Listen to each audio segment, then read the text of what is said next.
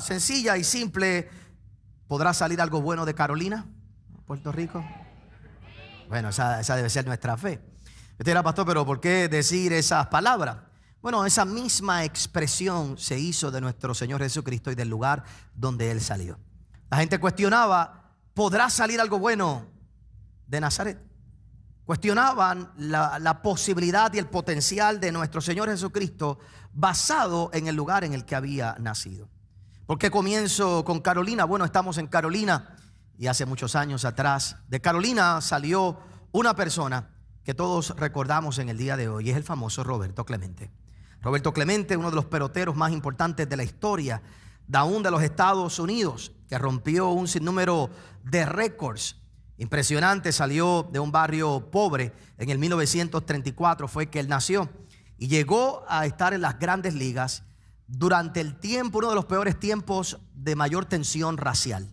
Y es impresionante que de Carolina, aunque sufre el desprecio de tantas personas, se burlaban de su acento, del inglés, de cómo hablaba, se burlaban de él, no respetaban de dónde él venía. Batió, como conocemos, más de 3,000 hits, 12 guantes de oro, MVP de la Serie Mundial del 1971, el primer latino en el Salón de la Fama. Y como todos conocemos su historia, murió sirviendo a la humanidad, buscando hacer la diferencia. Y todo de un barrio de Carolina. Así que algo bueno puede salir de Carolina. Algo bueno puede salir de Nazaret. Y como voy a terminar en unos momentos, tú tienes que saber que Dios siempre hace algo grande del lugar donde tú menos esperas. Y ahí es donde quiero llevarte por unos instantes en el día de hoy. Hemos estado estudiando el tema notificaciones del cielo. Hemos estado estudiando específicamente la vida de José, el esposo de María. Y te he presentado varias cosas importantes de la vida de José. Dos cosas cruciales te he mostrado en los días pasados. José es un hombre que en la Biblia no vemos ninguna palabra que él haya dicho. No quiere decir que fuera mudo, simplemente que no se registra nada de lo que él dijo. Pero es interesante porque se registra cada decisión que él tomó a través de toda su vida. Lo cual nos deja a nosotros saber que hay gente que son importantes no por lo que dicen, sino por lo que hacen. Mucho vale más lo que hacemos y cómo actuamos que las palabras que decimos. Y José en cada decisión honró a Dios en cada momento. Lo segundo peculiar que hemos visto, que es donde se basa nuestro mensaje, es el hecho de que la manera en que Dios le habla a José es en 4 sueños.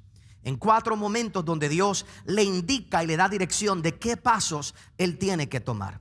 Y como te he dicho, es muy lamentable que la gente dice que Dios no les ha hablado. Pero yo no creo que Dios no te hable, es todo lo contrario. Dios está hablando constantemente. El problema es que no hemos aprendido a recibir sus notificaciones en nuestra vida. Estamos tan cargados de notificaciones. La mayoría de nosotros esta mañana, cuando encendiste el teléfono, tenemos un promedio de 70 a 95 notificaciones entre las redes sociales, WhatsApp y todo lo que te llega. Tan pronto tú estás en sleep mode, te llega, tan pronto tú lo prendes, tienes 70 y pico de notificaciones. ¿A cuál de todas esas tú le prestas atención? Probablemente no a muchas, solo un par de ellas. Y estamos tan saturados de notificaciones en nuestra vida todos los días que apagamos entonces la notificación del cielo o simplemente no tenemos expectativa de que Dios nos hable. Y por lo tanto tenemos que aprender a dejar a un lado todo el ruido que hay en nuestra mente y permitir que Dios nos hable. Hoy vamos a ver el último sueño que tuvo José, que está en Mateo capítulo 2. Y me gustaría que fueras conmigo ahí, los que trajeron su Biblia. Si no, usted puede mirarlo ahí en la pantalla. Y para adelantar, la Biblia dice en el verso 19: pero después de muerto Herodes, he aquí un ángel del Señor apareció en sueños a José en Egipto, diciendo: levántate, toma al niño y a su madre y vete a tierra de Israel, porque han muerto los que procuraban la muerte del niño. Entonces él se levantó y tomó al niño y a su madre y vino a tierra de Israel. Pero oyendo que Arquelao reinaba en Judea, en lugar de Herodes su padre, tuvo temor de ir allá. Pero avisado por revelación en sueños, se fue a la región de Galilea y vino y habitó en la ciudad que se llama Nazaret, para que se cumpliese lo que fue dicho por los profetas, que habría de ser llamado Nazareno. Pongamos primero por un momento el contexto histórico, para luego darnos unas enseñanzas prácticas para nosotros en el día de hoy. La historia muy breve: José es mandado a Egipto para proteger a María y a la criatura. Cuando muere Herodes, ahora Dios le dice, llegó el momento de salir, llegó el momento de ir. Como acabamos de leer, cuando él se da cuenta que cuando va a Israel, probablemente cuando él llega a Israel, él tenía una idea de donde él quería ir. Él tenía una visión. Probablemente José hizo planes para ir a Jerusalén. Probablemente hizo planes para ir a una ciudad más acomodada. Pero cuando llega allí, se da cuenta que existe ahora el hijo de Herodes. Y si malo era Herodes, era peor su hijo. Así que en ese momento él tiene un poco de temor, un poco de renuencia, y comienza a hablar con el Señor. Y el Señor le dice, perfecto, vete ahora a Galilea. Ya llegaste a Israel, vete a Galilea, a ese pueblo llamado Nazaret. Todas estas cosas son cruciales para que se cumpla cada palabra profética sobre la vida de Jesús. Lo primero que yo quiero que tú recuerdes, y vamos a intercalar entre el mensaje de la semana pasada y el de hoy, te decía y te enfatizaba en los días pasados que cada lugar donde nosotros pasamos en nuestra vida tiene una importancia, tiene algo que Dios quiere hacer con nosotros en ese lugar, en ese espacio. En lo personal, yo creo que Dios usó, por ejemplo, mi etapa y mi tiempo en Orlando, Florida, que nos llevó allá por 10 años. Yo no planificaba irme a vivir fuera de Puerto Rico, pero Dios nos lleva fuera de Puerto Rico a levantar la iglesia que hoy continúa allí de Orlando, Fuente de Agua Viva de Orlando. Y yo creo que Dios lo que hizo en ese periodo fue llevarme allí, separarme de Puerto Rico por un tiempo, en cierto sentido, darme una experiencia que estando aquí no hubiera podido tener. Y creo que todo eso fue preparación para lo que tenía que vivir y regresar en un momento dado y hacer lo que tenía que hacer. El problema de mucha gente es que cuestionan el lugar donde Dios los lleva y también tratan de anticipar todos los pasos sin darse cuenta que Dios no trabaja diciéndote todo lo que Él va a hacer contigo. Dios te lleva por etapa, por obediencia tras obediencia, tras obediencia, tras obediencia. José con María tuvieron que pasar por 4 lugares. Tuvieron que pasar primero por Belén, que no era la opción de José. Cuando José se casa con María, ellos no habían planificado vivir en Belén, y mucho menos dar a luz en Belén. La realidad es que tienen que llegar a Belén porque se levanta el edicto de que hay que pagar impuestos, y ellos sí tenían propiedades allí, así que tienen que mudarse hasta allá. Pero la profecía decía que el Mesías iba a nacer ¿en dónde? En Belén. Así que aún los impuestos que el gobierno puso provocaron que José fuera a un lugar donde él no esperaba, pero allí tenía que nacer Jesús. Si Jesús nacía en otro lugar, no se había cumplido la profecía. Luego de eso viene la amenaza de Herodes, y ahora Dios le dice, y recuerde esto para ahorita, Dios le dice, huye a Egipto. En sueños Dios le dice, sal corriendo a Egipto. Y Egipto es el lugar de sobrevivencia. Y te he explicado en estos días que Egipto es el lugar donde uno sobrevive. Y uno de los problemas de muchos cristianos es que a veces cuestionan la gente y la fe de la gente cuando están en modo sobrevivencia.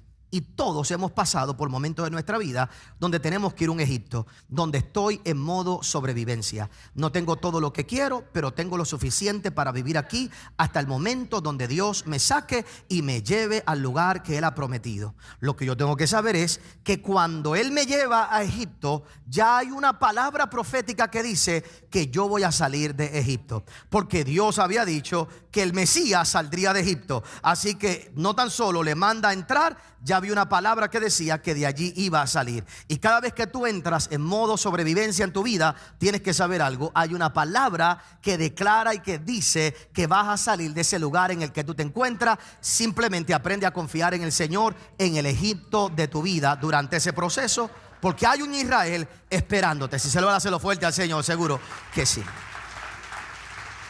Ahora, para acelerar el paso, porque no tengo mucho tiempo, oiga bien. Ahora Dios le dice, regresa a Israel. Y es la primera diferencia que yo quiero que tú veas.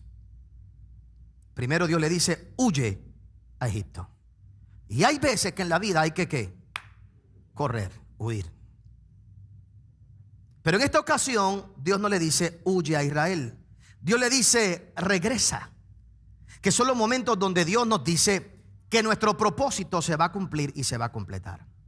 Pero cuando llega a Israel, de repente se levanta una interrogante en José. José se da cuenta que aún en Israel no era el mejor lugar necesariamente para él estar. Que él no podía estar en cualquier lugar en ese sitio, porque había alguien que todavía amenazaba la vida de Jesús. Él pensó, si el papá quiso matar a los niños menores de 2 años, cuando se enteren de que este fue el que sobrevivió, pues va a venir. Y entonces tiene un poco de temor, un poco de miedo. Y Dios le habla en sueños. Y Dios le dice, ve ahora a Galilea. Por supuesto, cuando nosotros miramos, esto era parte del cumplimiento profético.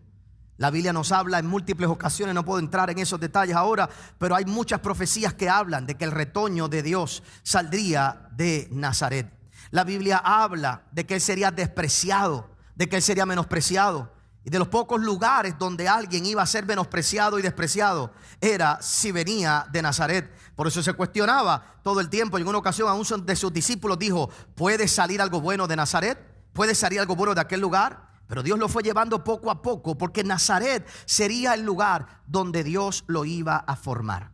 En ese lugar inesperado. Ese lugar era donde Jesús iba a aprender su profesión, iba a aprender a ser carpintero. El Salvador del mundo iba a tener que trabajar con sus propias manos. El Salvador del mundo tenía que estar en lo oculto. El Salvador del mundo tenía que hacer una vida normal igual que todos nosotros. Uno de los problemas que existe en nuestra sociedad en el día de hoy es que la gente quiere ser descubierto de hoy para mañana. La gente quiere ser descubierto de un día para otro. Y hoy la gente más famosa son descubiertos por estupideces, no porque tengan carácter. Es por las estupideces que hacen, que tú los ves allá afuera, que dicen una frase que llama la atención, que tienen cualquier frase allá afuera y por tontería se vuelven unas celebridades, pero no hay carácter, no hay formación en ellos, no hay una vida de esencia que los transforme realmente y que sean realmente de ejemplo. Hoy la gente no quiere ir a la universidad. ¿Por qué la gente no quiere ir a la universidad? Porque hay tantos ejemplos, y no son tantos. Hay un par de personas que han logrado saltar a la fama sin pasar por los procesos que el resto de la vida ha pasado, que entonces la gente dice, bueno, pues si él lo pudo hacer,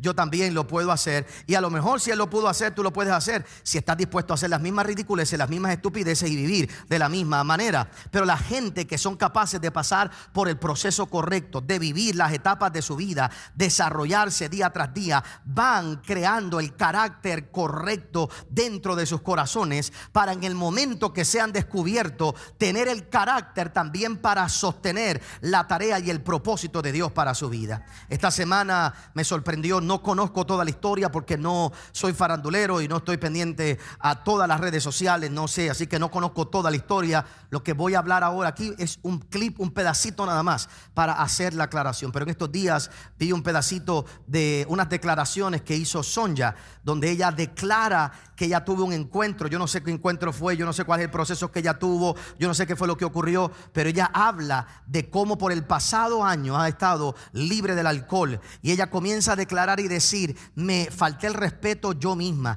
le falté el respeto, y comienza a llorar, y le falté el respeto al montón de gente, y me alcoholicé, y el alcohol me llevó a la lujuria, y hoy me he tenido que perdonar, y hoy he tenido que pedirle perdón a un montón de gente. Y llorando, esa mujer que un montón de gente siguió como una mujer empoderada, como una mujer que hacía lo que le daba la gana, y como muchas decían, yo voy a ser así como ella, yo voy a decir lo que me da la gana, voy a vivir. Años después, ahora dice, ¿sabes qué? Viví una vida mala y yo me alegré cuando vi eso, porque gloria a Dios que lo entendió a tiempo, gloria a Dios que lo comprendió a tiempo. Yo no sé si alguien vio eso, pero yo voy a buscar toda la información, pero es impresionante. Y ojalá aquellas que la siguieron por la experiencia de ella digan, voy por mal camino, y les ayude a reflexionar y entender que ese camino del alcohol y de la lujuria te lleva a ese vacío. Y yo lo único que le pido a Dios es que le dé paz, porque oiga bien, hermano, lo que voy a decir.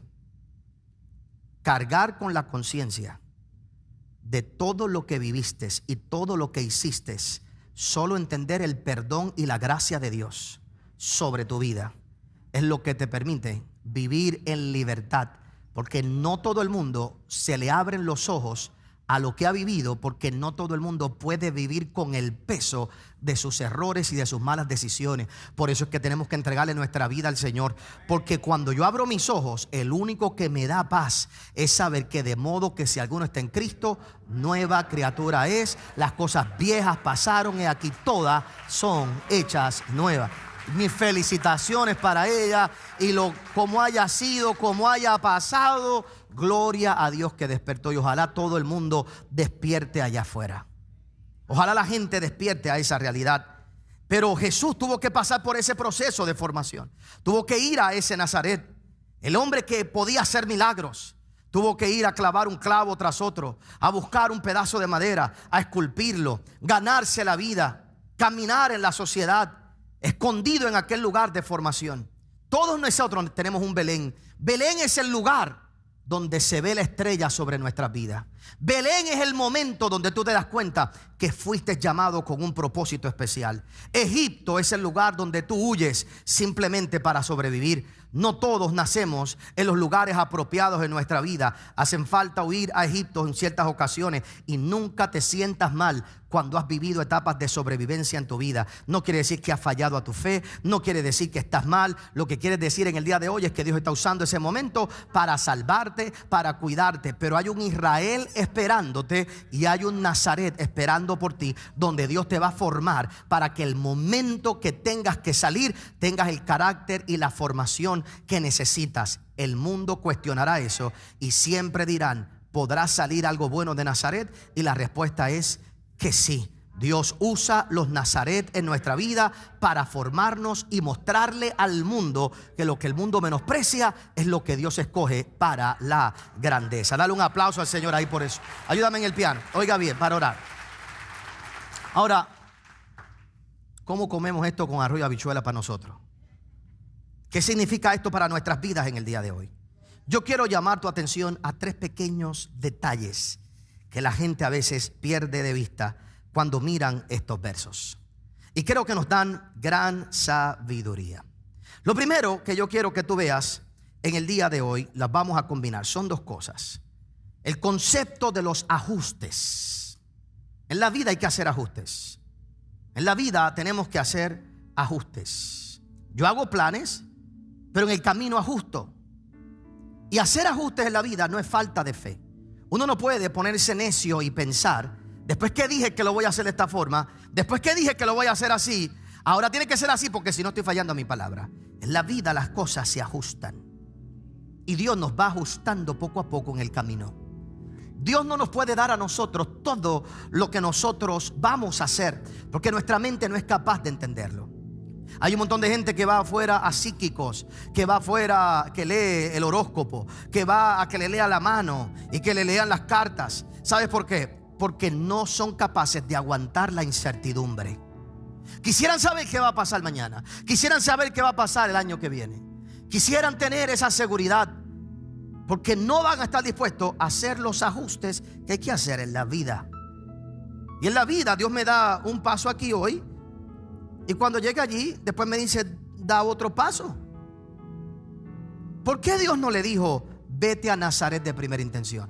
Le dijo: vete a Israel. Pero no era en Israel el lugar final donde él iba a ir.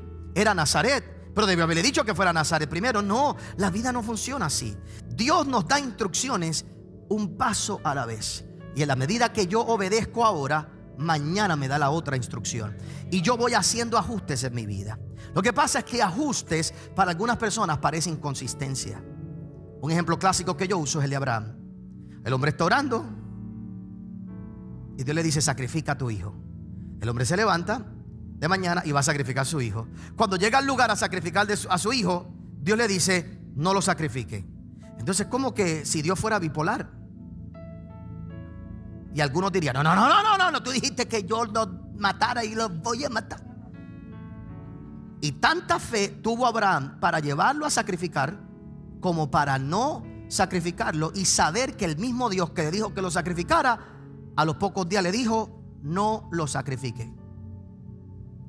Porque no se trataba de meramente el sacrificio, sino de la obediencia de Abraham, paso a paso.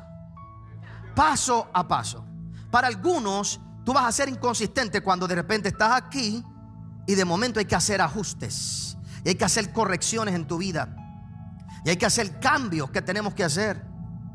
Es bien interesante porque hay alguna gente que ha cuestionado nuestra fe como iglesia o la fe de su pastor. Hay gente que pasa por el edificio y en vez de alegrarse por ese nuevo lugar, es más pequeño, más bajito que el anterior. ¿Está bien? Está bien, porque más bajito es menos, él no sirve. El otro, ¿qué tú quieres? Que le ponga la copa arriba, porque este tiene la altura que tenía el techo abajo, lo que no tiene es arriba el triángulo vacío. Pero ¿qué tú quieres? El vacío para impresionarte a ti. Pero hoy en ese lugar no se pueden poner placas. En ese lugar del cono no se podían poner placas. Estaba dañado, había que arreglarlo. Costaba $2,5 millones arreglar solo ese techo. Los tiempos son diferentes. Las cosas se ajustan. Que quizás no tiene la misma capacidad que tenía antes. Está bien, pero los tiempos se ajustan. Somos una era post-María, una era post-COVID, donde la gente quiere múltiples servicios, donde quiere otros horarios, quiere otras cosas. Son cosas diferentes, son momentos diferentes. Hay cosas que hay que hacer ajustes. Y para colmo, lo que la gente no sabe es que tenemos más pies cuadrados que lo que teníamos antes.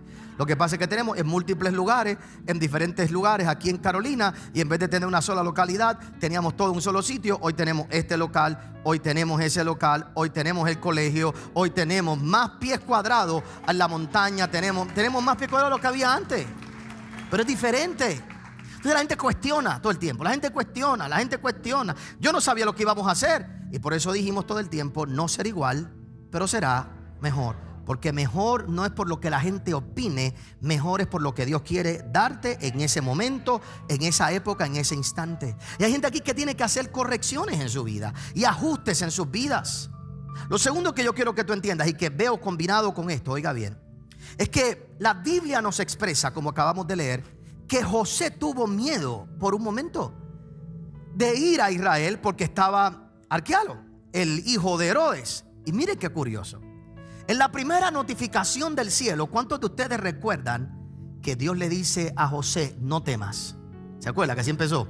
No temas. Así empieza. Lo que quiere decir que José tenía ¿qué? Miedo. En esta ocasión la Biblia nos dice que José tenía miedo, pero Dios no le dice, no temas.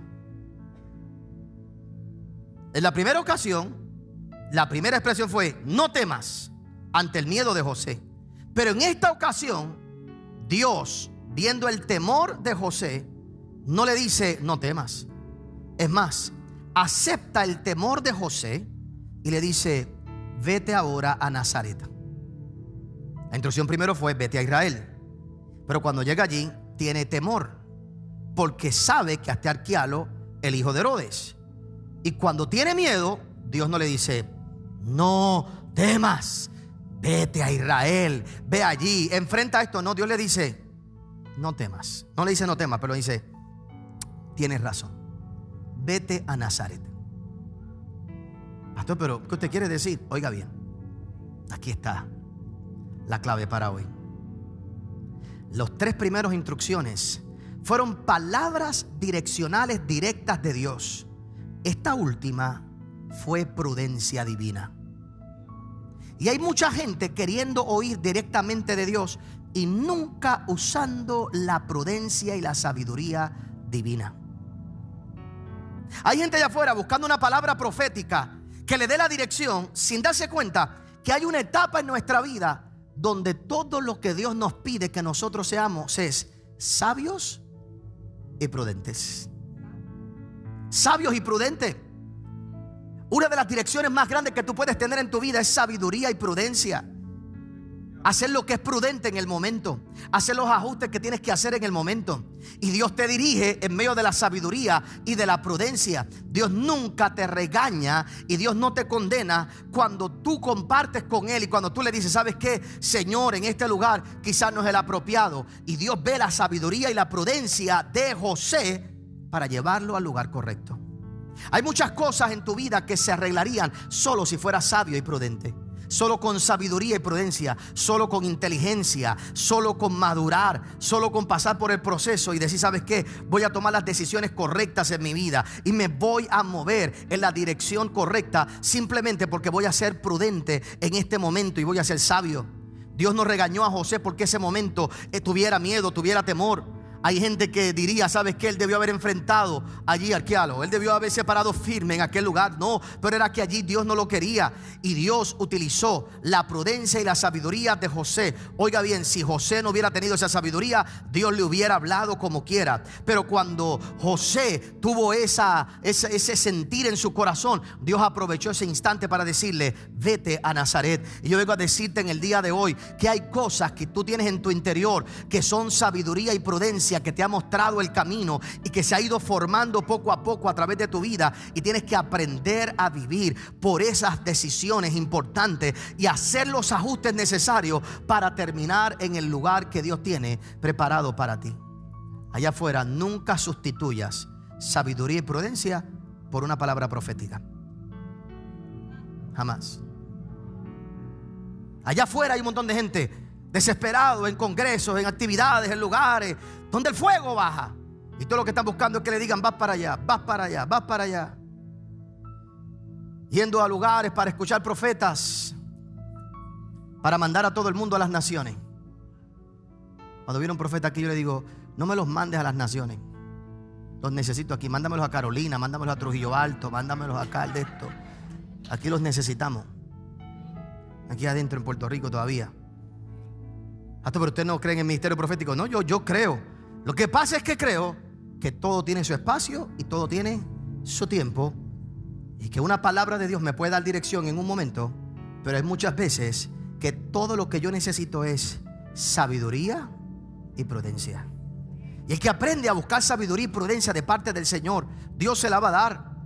Y a veces tú tienes que aprender a vivir con esa decisión interna, que algunos le llaman intuición, pero es la dirección del Espíritu Santo en tu vida, donde algo te dice que no está bien, donde algo te dice que no están las cosas correctas, y Dios te indica, ¿sabes qué? Ve a tal lugar, allí estarás seguro. Número 3, Nazaret es el lugar de formación, como te dije hace un momento atrás. Es el lugar donde Dios forma tu carácter. Es el lugar donde Dios te va formando poco a poco. Es el lugar donde tú vas viendo poco a poco, y es el lugar de donde Dios te saca, y te saca del lugar inesperado. Siempre me gusta la historia de grandes hombres en todos los ámbitos, pero recordaba esta mañana la historia de Joel Osteen, uno de los predicadores más conocidos en los Estados Unidos en el día de hoy. De las cosas que admiro y que me sorprende de Joel Osteen es que Joel Osteen lo que tiene es una palabra simple, sencilla, pero que le llega a millones de personas. Él, digo esto con mucho respeto, Dios lo usa en el lugar que está como está. Usted no lo va a ver profetizando, usted no lo va a ver haciendo cruzadas de milagro. Él va con un mensaje que Dios le da preparado para 25 minutos. Eso es lo que Dios le ha dado, eso es lo que él tiene allí. Y él va con una palabra sencilla, y algunos teólogos y reformadores lo critican porque él te dice, ten un buen día. Y eso es suficiente para marcar a miles de personas. ¿Y qué tú quieres que te diga? ¿Ten un mal día? Pero es que es un mensaje que cualquiera puede escuchar. Bueno, pero es que hay mensajes que son para eso. El que quiere estudiar teología, que se vaya a un estudio teológico. Pero usted habla de Joel Osteen. Joel Osteen no era el candidato número 1 para seguir los pasos de su papá. Su padre, un gran predicador, un gran ministro en sus tiempos, llegó a tener uno de los programas de televisión más grandes en los Estados Unidos, sin ser la iglesia en aquel momento dado más grande. Pero cuando muere y fallece, el menos que pensaban que tomaría aquella tarea era Joel Osteen. ¿Por qué? Porque Joel Osteen lo que hacía era editar los programas de su papá.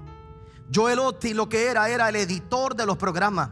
Estaba en un cuarto oscuro, escondido, tomando cada mensaje que su padre predicaba, haciendo que el mensaje fuera coherente. Como en aquellos tiempos los predicadores predicaban por una hora y pico, y él tenía que sentarse y editar y cortar con las máquinas de aquellos tiempos. No como ahora se edita, diferente, mirar cada cosa y ajustarlo a 20 y pico de minutos para poder llegar a ABC, a NBC, para que se le abriera la puerta en todos los Estados Unidos. Y por años lo que él estuvo fue en un cuarto de edición en lo oculto. Cuando fallece el papá, nadie pensaba que él podía hacerlo. Pero nadie se atrevió. Y alguien pensó en el muchacho que toda su vida lo que había hecho era oír mensajes, oír palabra, editar en un cuarto oscuro. Y el primer día que predicó se puso los zapatos de su papá. Y esa es la historia hoy de una de las iglesias más grandes de todos los Estados Unidos. Que la gente siempre critica todo, pero hoy por hoy es innumerable saber cuánta gente le ha entregado su vida a Jesús, simplemente porque hay un joven que estaba en un cuarto de edición, y cuando todo el mundo buscaba afuera, Dios buscó a alguien de un lugar inesperado. Yo quiero que tú entiendas en el día de hoy dos cosas con eso. Lo que Dios tiene para ti va a salir de un lugar inesperado. Has estado buscando en el lugar incorrecto. Has estado buscando en el sitio incorrecto. Lo que Dios tiene para tu vida va a salir del lugar que tú menos esperas. Y entiende en el día de hoy que si tú estás en Nazaret, Dios te tiene a ti como candidato para algo más grande, para sorprender al mundo, porque Dios siempre llama de lo inesperado. No te desesperes en tu Nazaret, no te desesperes en ese lugar. Deja que Dios te procese en ese tiempo, y de ese cuarto oscuro Dios te puede llevar a algo más grande de lo que tú jamás habías imaginado. Yo le pido a Dios que cuando tú salgas de aquí hoy más sabio y prudente. Salgas de aquí hoy dejando que Dios te forme, esperando con paciencia en ese lugar donde Dios te ha puesto, sabiendo que la palabra de Dios se va a cumplir en tu vida en el día de hoy, y que hagas los ajustes necesarios para caminar al lugar correcto que Dios tiene para ti en el nombre de Jesús. Dale un aplauso, Señor, y ponte de pie en esta mañana.